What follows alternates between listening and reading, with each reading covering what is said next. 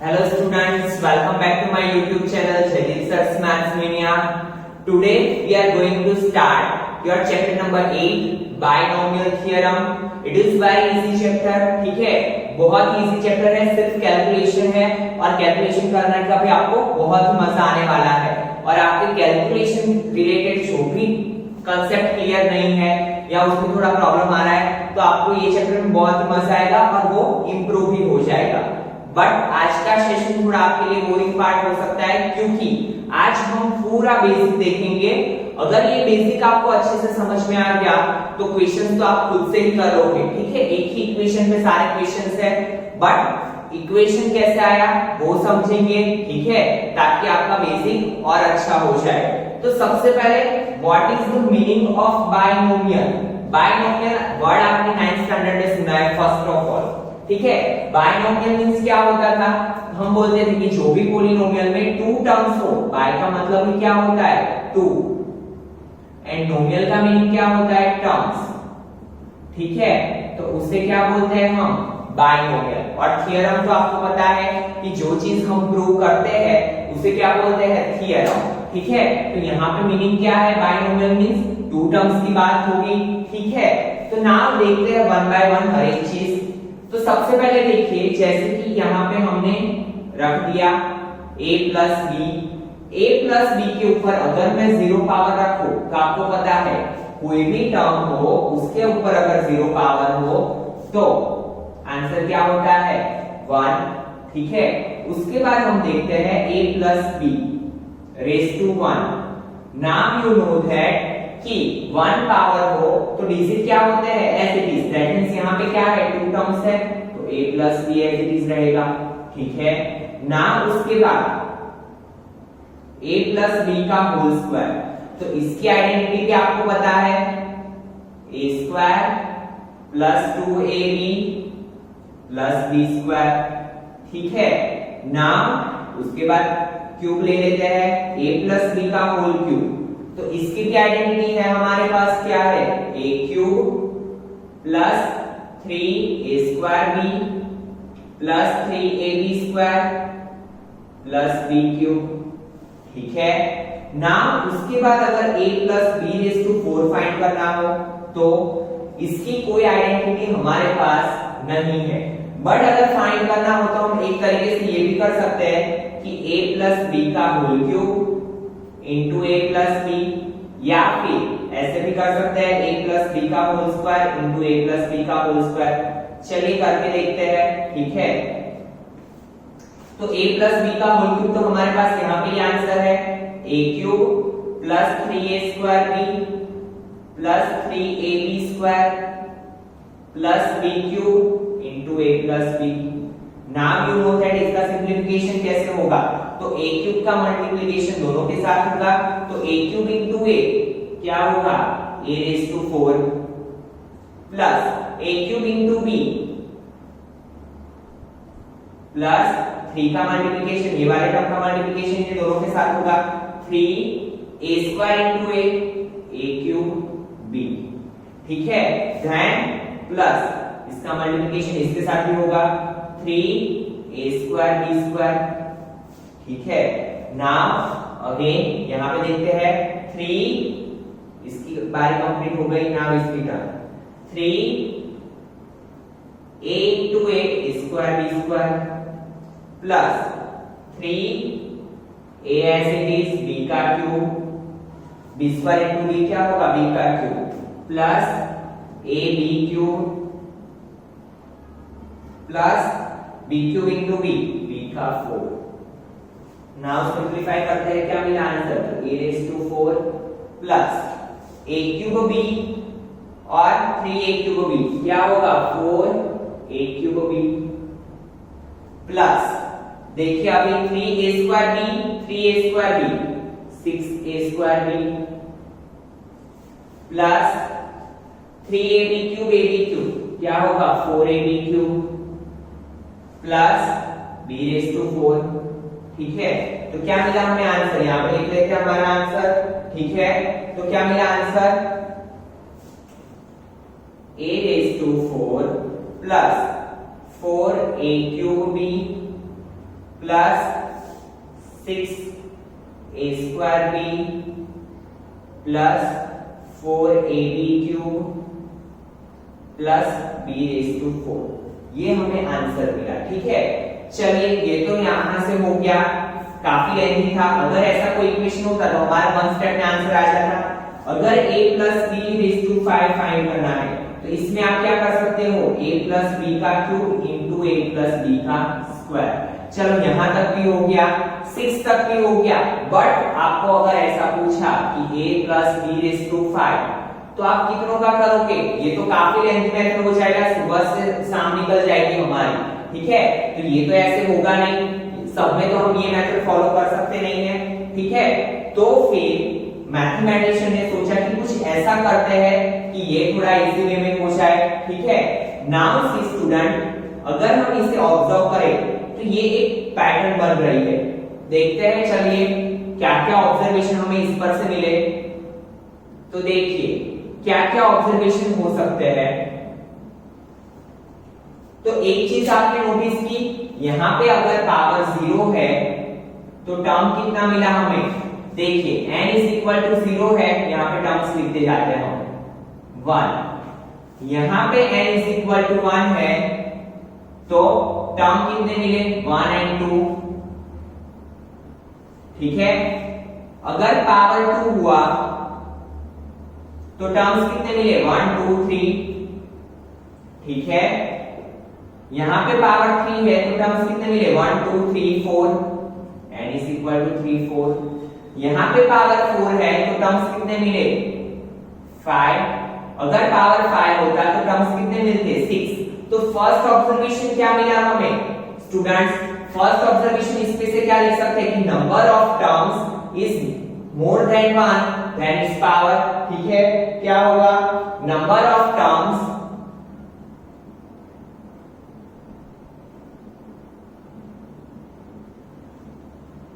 will be more than 1,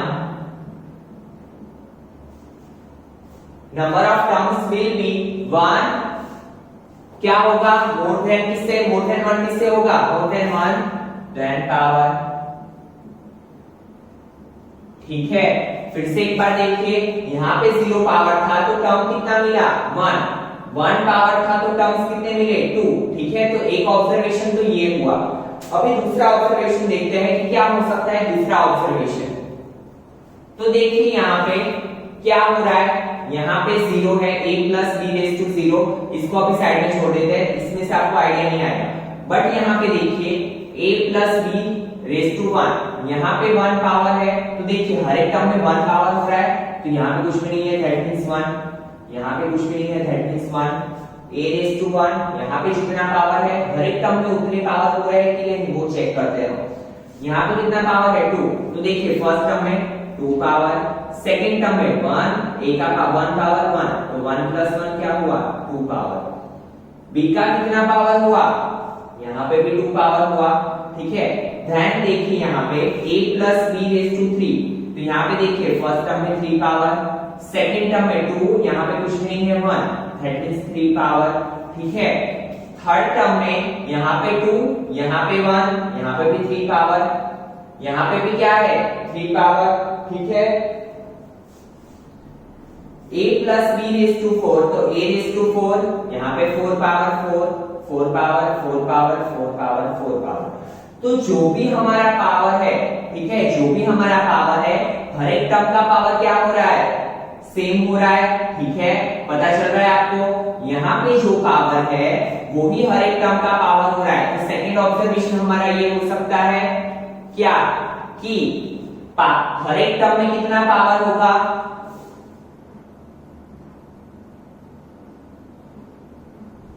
power of terms is same as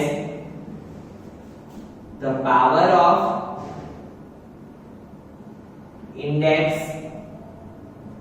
ठीक है, इसे क्या बोल सकते हैं हम, इंडेक्स भी बोल सकते हैं। ठीक है, तो यहां पे क्या हो गया, power of terms is same as the power of index. यहां पे जो पावर है और ये पावर क्या है, सेम। फिर एक और ऑब्जर्वेशन हमें नजर में आ रहा है, देखिए यहाँ पे से आपको इतना क्लियर आइडिया नहीं आएगा, यहाँ पे आएगा। जैसे कि हमारा जो फर्स्ट टर्म है a और सेकंड टर्म है b, तो फर्स्ट टर्म का यहाँ पे पावर कितना है 2, फिर यहाँ पे कितना हुआ 1, यहाँ पे a वाला टर्म ही नहीं है, दैट मींस क्या होगा a रेज़ टू 0 लिख सकते हैं, तो 2 1 0।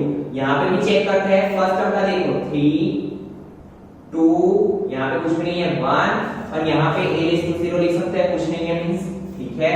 यहाँ पे देखिए 4 3 2 1 एंड a रेज़ टू 0, ठीक है।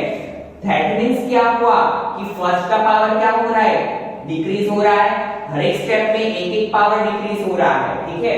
इसका हम यूज आगे कैसे करते हैं वो आपको देखना है, ठीक है। तो हर एक पावर का क्या हो रहा है, हर एक का क्या हो रहा है, पावर डिक्रीज हो रहा है। सेम यहाँ पे देखिए, पीछे से स्टार्ट करो, b का क्या हो रहा है, जैसे कि यहाँ पे कुछ भी नहीं है तो b रेज़ टू 0 लिख सकते हैं हम, 1 b रेज़ टू 2, यहाँ पे कुछ भी नहीं है b raise to 0, b raise to 1, b raise to 2, b raise to 3, कुछ भी नहीं है b रेज़ टू 0 लिख सकते हैं, 0 1 2 3 4। तो क्या हो रहा है, यहाँ पे देखिए a का पावर डिक्रीज हो रहा है, b का पावर इंक्रीज हो रहा है, ठीक है। तो क्या होगा, power of b, power of a increasing and power of b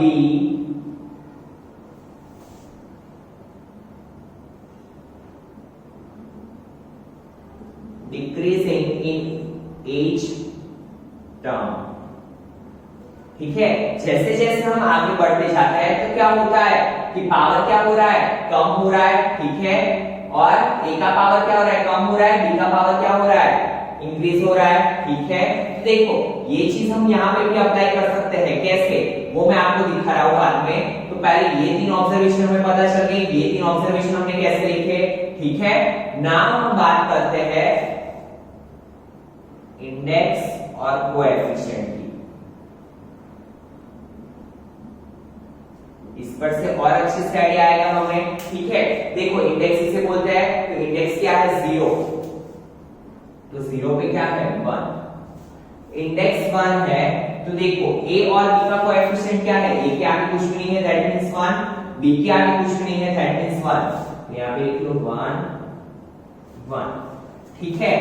then index 2, तो क्या है, a का कोएफिशिएंट क्या है 1, यहाँ पे कोएफिशिएंट क्या है 2, यहाँ पे कुछ भी नहीं है दैट मींस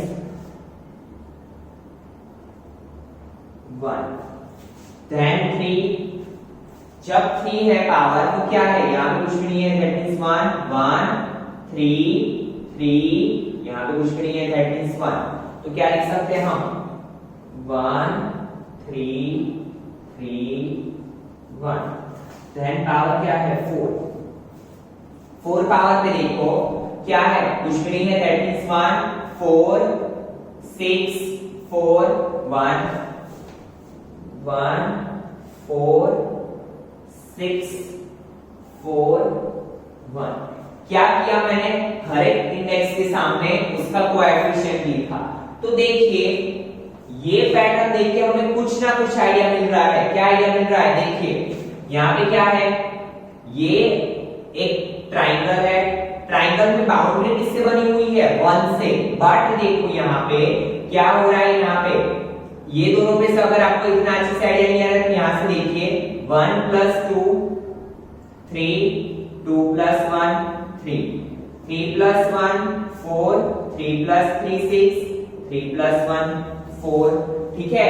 अगर हम यहाँ पे पावर 5 कर देते हैं, जैसे कि यहाँ पे हम बना के देखते हैं, चलिए a + b रेज़ टू 5, अगर हमने यहाँ पे पावर 5 कर दिया, ये 1 ऐसे भी 4 + 1 क्या आएगा 5, 4 + 6 क्या आएगा 10, 6 + 4 क्या आएगा 10, 4 + 1 क्या आएगा 5, ठीक है। और ये 1 ऐसे भी, तो देखिए 1 2 3 4 5 6, दैट मींस पावर 5 पे हमें टर्म्स कितने मिल रहे हैं 6। फर्स्ट वाली कंडीशन भी हमारी सेटिस्फाई हो रही है।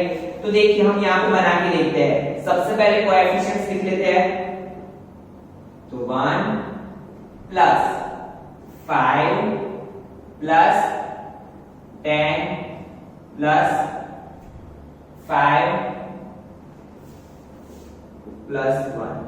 ठीक है, नाउ क्या करेंगे, a और b है, आपको पता है कि a का पावर क्या होता जाता है, इंक्रीज से डिक्रीज होता जाता है, that means a raise to 5 से स्टार्ट करेंगे। यहाँ पे 4 था तो हम यहाँ पे हमने 4 से स्टार्ट किया था, यहाँ पे 5 है तो 5, यहाँ पे a raise to 4, a raise to 3, a raise to 2 और यहाँ पे 1 हो जाएगा। ठीक है, पता चला स्टूडेंट, 1 2 3 4 5, सॉरी एक मिसिंग रखा है हमने टर्म, 10 वाला 10a square plus 5a plus यहाँ पे तो आएगा नहीं, a रेज़ टू 1 के बाद a 0 हो जाता है।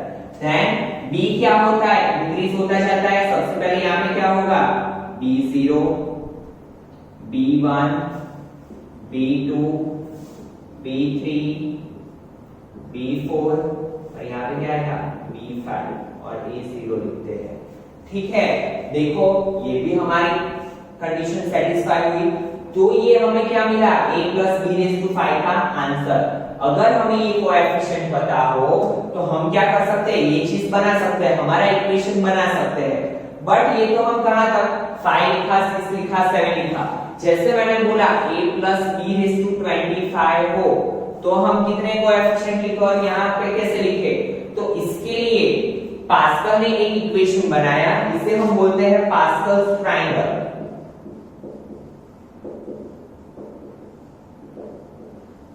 क्या बोलते हैं, पास्कल का ट्रायंगल। ये चीज किसने बनाई है, पास्कल ने, अपने ऑब्जर्वेशन से। बट जब की बात हो a plus b raise to 25, a plus b raise to 40, अगर हमारे पास कोई एक इक्वेशन मिल जाए हमें तो हम इजीली ये सब चीजें फाइंड कर सकते हैं। तो यही ऑब्जर्वेशन का यूज करके एक इक्वेशन बनाया जो हम बायनोमियल थ्योरम इक्वेशंस को सॉल्व करने के लिए यूज करते हैं। ठीक है, तो वो इक्वेशन क्या बनाया उसके बारे में देखते हैं। चलिए, सबसे पहले ये मैं यहाँ से फिर से लिख रहा हूँ। ठीक है, ये ऑब्जर्वेशन आपको पता चल गए होंगे ना, हम इसका यूज करके देखते हैं कि इक्वेशन कैसे बना।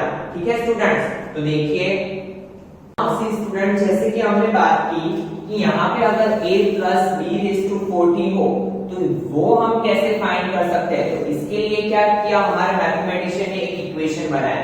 बट वो इक्वेशन कैसे बनाया तो वो हम देखते हैं। सबसे पहले मैंने अभी आपको बताया कि इंडेक्स 0 1 2 3 और 4 था, तो हमारा पैटर्न क्या था, कोएफिशिएंट था, यहाँ पे 1, यहाँ पे 1 एंड 1, यहाँ पे 1 2 1, फिर क्या था 1 2 plus 1 3 2 plus 1 3 and then last में 1। यहाँ पे 4 था तो आपको पता है क्या था, 1 4 6 4 एंड 1। ठीक है ना, ये चीजें भी कैसे आई तो देखिए, इसके लिए हम कॉम्बिनेशन वाला थोड़ा पार्ट रिवाइज करते हैं जो हम 7th चैप्टर में पढ़ चुके हैं। कॉम्बिनेशन के लिए थोड़े इक्वेशन थे, अगर आपको याद नहीं है तो फिर से एक बार देख लो। Cn0, Cn, आपको पता है ये दोनों की वैल्यू क्या होती थी, 1। ठीक है, वैसे ही Cn1 क्या था, n, एंड Cn(n-1) वो भी क्या था, n। ठीक है, अगर नहीं याद है आपको तो ये इक्वेशन देख लो। आपको ये इक्वेशन का यहाँ पे यूज कैसे हुआ वो हम देखते हैं। तो देखिए, सबसे पहले यहाँ पे 1 दिया हुआ है, c लिख लो। यहाँ पे n इज इक्वल टू क्या है, 0 0 0 c0 क्या होगा, 1। ठीक है, नाउ चेक, फिर से यहाँ पे c लिख लीजिए, यहाँ पे c लिख लीजिए। अभी पावर क्या है, 1। हर बार हम 0 से स्टार्ट करेंगे, यहाँ पे जो पावर होता है n1, यहाँ पे 1। नीचे क्या किया मैंने, 0 से स्टार्ट किया, 0 एंड 1। तो देखिए C10 क्या होता है, 1, C11 भी क्या होता है, Cnn क्या होता है, 1। तो C11 भी क्या होगा, 1।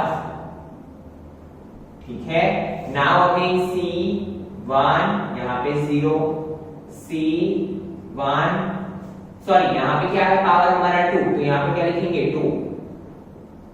C2 यहाँ पे क्या आएगा, 1। C2 यहाँ पे क्या आएगा, 2। तो देख लीजिए, ये चीज हमारी, ये आंसर आ रहा है, देखो यहाँ पे क्या है C and 0, C and 0 क्या होता है 1, C2 1 2 मिलेगा, C2 2 क्या मिलेगा 1। वैसे ही यहाँ पे देखिए 3 है पावर, तो हम यहाँ पे क्या लिखेंगे 3, पहले C3 लिख लेते हैं, C3 C3 ठीक है।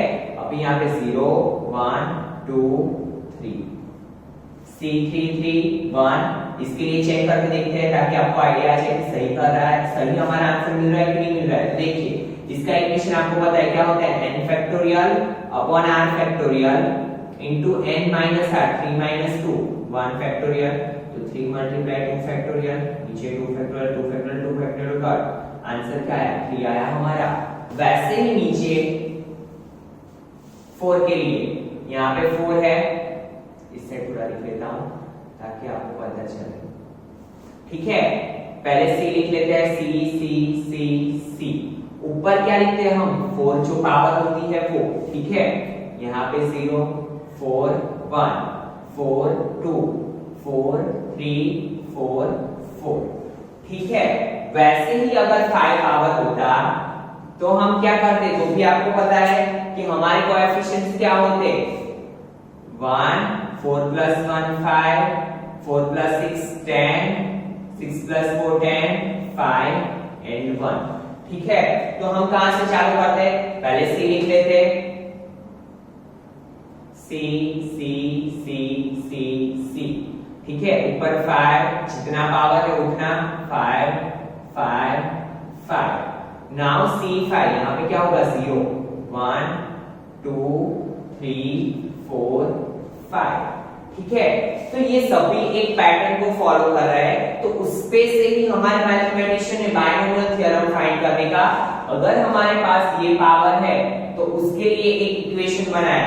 क्या इक्वेशन है, ये दोनों को मिला के हम देखते हैं कि हमारा इक्वेशन क्या बनता है। तो देखिए सबसे पहले जैसे कि यहाँ पे हमें a plus b raised to 4 find करना था,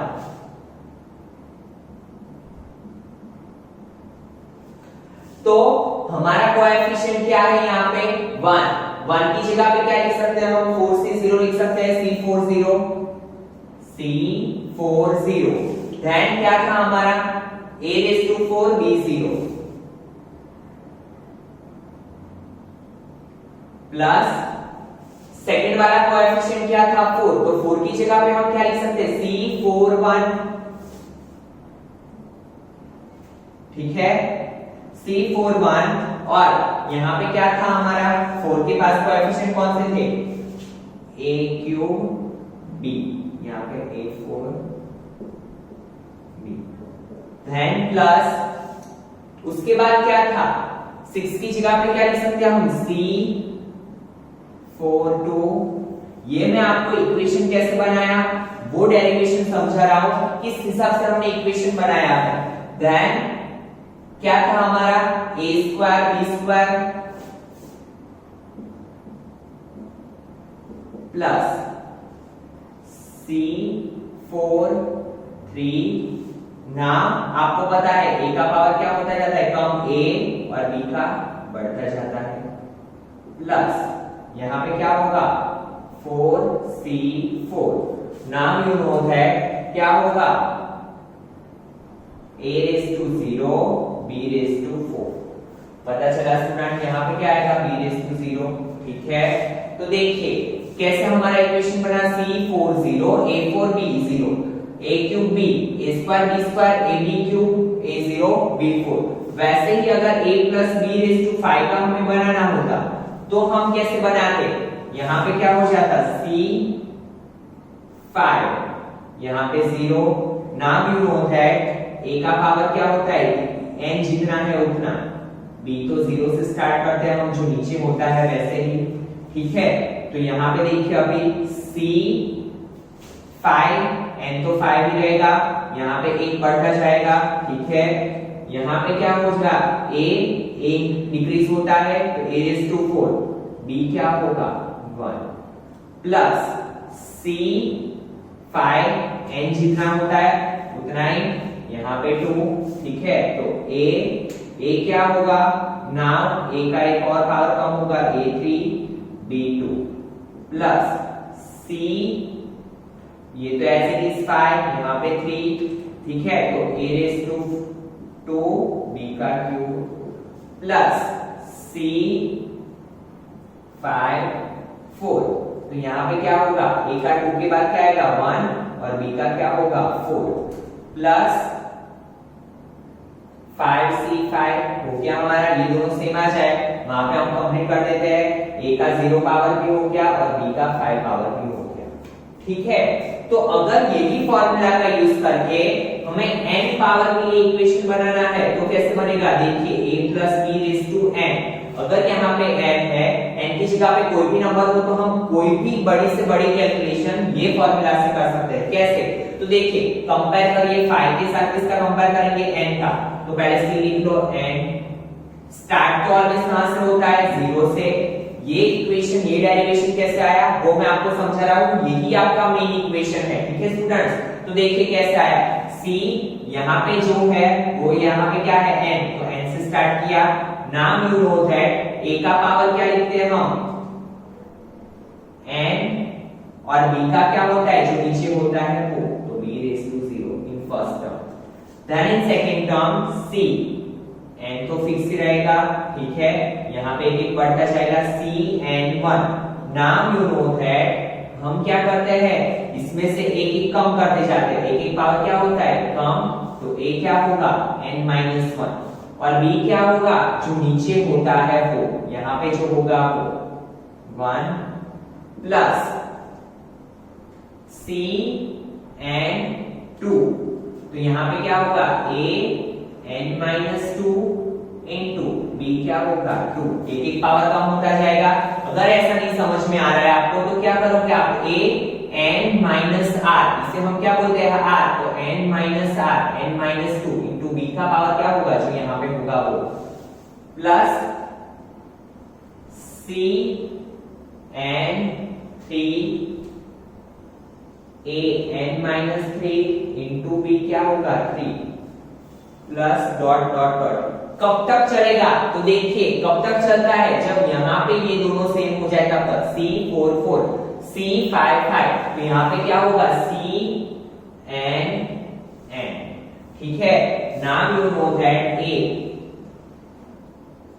a में क्या करते हैं हम, ये दोनों का सब्ट्रैक्शन तो n-n, दैट मींस क्या होगा a raise to 0 into b raise to n, b का क्या रखते हैं power b raise to n। तो it is the equation of binomial theorem. कोई भी अगर हमें नंबर फाइंड करना है तो हम ये इक्वेशन से फाइंड कर सकते हैं। अगर हमें ऐसा बोला है कि a plus b raise to 9 find करो, तो हम क्या करेंगे, c9 0 a raise to 9 b 0 plus c9 1 a raise to 8 b raise to 1, ठीक है। ऐसे हम आगे अप्लाई करते जाएंगे। अगर यहाँ पे 31 बोला है, 31 भी फाइंड कर सकते हैं, ठीक है। कोई भी वैल्यू हमें जो भी फाइंड करनी है वो हम फाइंड कर सकते हैं। देखिए इस पर से हम a प्लस b का होल स्क्वायर फाइंड करते हैं, a प्लस b का होल स्क्वायर, नाम यू नो दैट c, ठीक है। अभी आपको पता है ये क्या होता है n, तो 2 0, नाम a के ऊपर ये n आता है b 0 प्लस c2 1, ठीक है। a क्या हो जाएगा 2 - 1 दैट मींस 1 और b भी क्या हो जाएगा 1, यहाँ पे जो होता है वो। देन 2c2 a क्या हो जाएगा 0, 2 - 2 0 b2, ठीक है। नाम आपको पता है ये तो क्या होता है 1, ठीक है 1 a स्क्वायर, b तो 0 है, लिखने की जरूरत नहीं है।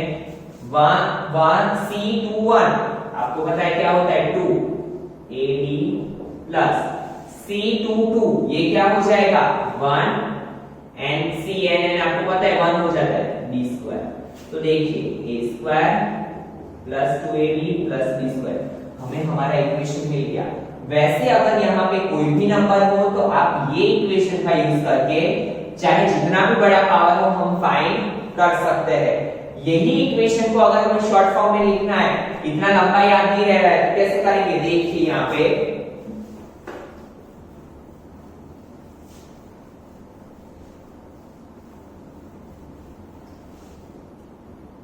और कैसे लिख सकते हैं ये इक्वेशन को, a plus b raise to n का पावर आपको फाइंड करना है। तो समेशन, ये क्या है, सबका समेशन, सभी टर्म्स का समेशन, एडिशन। आपने स्टैटिस्टिक में देखा है कि समेशन को क्या बोलते हैं, सिग्मा। सिग्मा इसका, तो देखिए ये चीज क्या है, 0 1 2 3 4 अप टू n, इसे r बोलते हैं हम। तो r is equal to 0 to n, 0 से लेके n नंबर तक का समेशन, ठीक है। नाउ यू नो दैट आगे क्या करते हैं हम, c, ठीक है। c में यहां पे क्या होता है, n c, और यहां पे क्या लिखते हैं हम, ये जो चीज होती है उसे क्या बोलते हैं, r, ठीक है। r की वैल्यू 1 बाय 1 लेते हैं हम, n c n r, क्या लिखा मैंने, c n r। Now a raise to, a में क्या करते हैं हम, n माइनस r, n में से r सब्ट्रैक्ट करते हैं, देखिए यहाँ पे n माइनस 0, तो n minus 1, n minus 2, n minus 3, n minus 4, और यहाँ पे n माइनस n क्या होगा, 0। तो यहाँ क्या लिखा हमने, a raise to n minus r into b raise to r। b के ऊपर कौन सा पावर लिखते हैं, 0 1 2 3, ठीक है। तो ये है आपका इक्वेशन बायनोमियल थ्योरम का, ये भी इक्वेशन और ये भी, ये दोनों में से आप कोई भी इक्वेशन फॉलो कर सकते हो, ठीक है। तो आज हमने जो यहाँ पे देखा अभी तक, ये मैंने आपको डेरिवेशन समझाया कि ये कैसे डिराइव हुआ है इक्वेशन, ठीक है। ये पास्कल ट्रायंगल के ऊपर से और इंडेक्स और कोएफिशिएंट का रिलेशन पे से मैंने आपको क्या समझाया कि ये इक्वेशन कैसे डिराइव हुआ है। अगर आपको ये सब चीजें समझ में नहीं आई है तो भी डोंट वरी, कोई टेंशन लेने की जरूरत नहीं है। आपको सिर्फ क्या याद रखना है, ये इक्वेशन, ये इक्वेशन आपको याद हो गया तो यही इक्वेशन का यूज करके आप हर एक इक्वेशन सॉल्व कर सकते हो, ठीक है। आई होप सो कि आपको समझ में आया होगा कि ये इक्वेशन हमने कैसे डिराइव किया है, ठीक है। अगर फिर भी कंफ्यूजन है तो एक बार फिर से वीडियो को रिवाइंड करके देखिए ताकि आपका हर एक कंफ्यूजन दूर हो जाए। बहुत ही इजी है, अभी आपको ये इक्वेशन याद हो गया तो आप सभी इक्वेशंस बहुत ही इजी वे में कर सकते हो, ठीक है। तो आज के वीडियो लेक्चर में इतना रखते हैं। Next video lecture we will solve questions of exercise 8.1। Thank you students.